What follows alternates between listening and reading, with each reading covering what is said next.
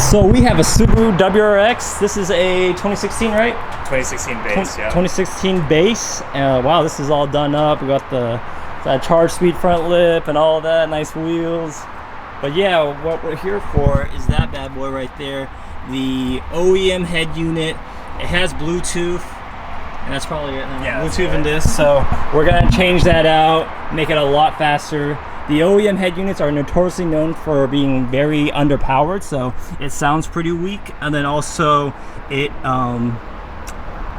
just really slow. So I actually had a 2015 myself.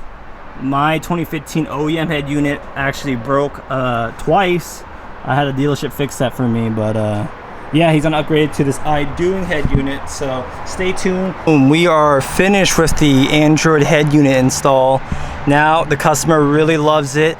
He's really blown away by the sound profile and just how better it sounds with that DSP that Idoing hooked up.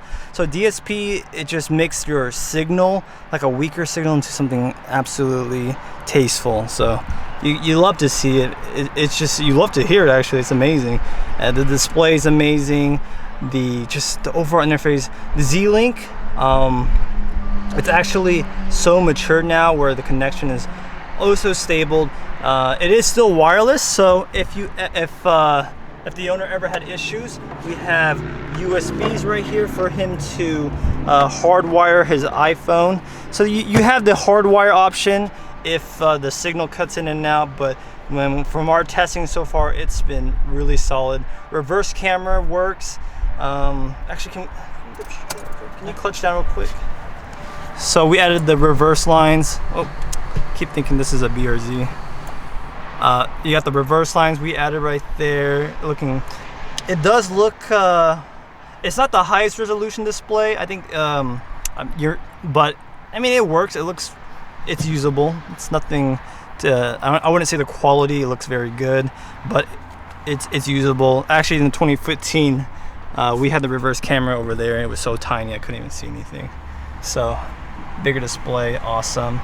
Do you want to say anything to the YouTube after playing with it for a bit? Yeah, for sure. 10 out of 10 would recommend. All I have as an upgrade are the Subaru kicker speakers, and with this head unit, I don't even need to do anything else. It's like, this quality is just A+, 10 out of 10. Would recommend. Yeah, and we also got we didn't mention it earlier, but we have the steering wheel's controls working.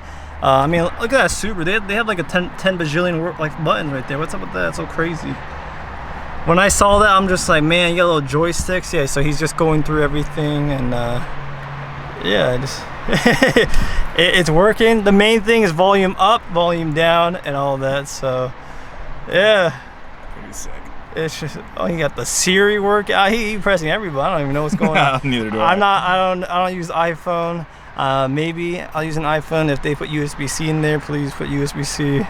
And so we got the hotkeys for the main system, and then back to play. Yeah, it's clean, dude. Super wet. Super wet. What? So, dang. I'm excited. Yeah, hey, links down in the description down below. If you're planning to get this WRX head unit, this works for the 2015 to 20, what's the latest generation, 2020? 22? 22, wow, 22. Man, this Subaru has been using this chassis for a while now, 7 years.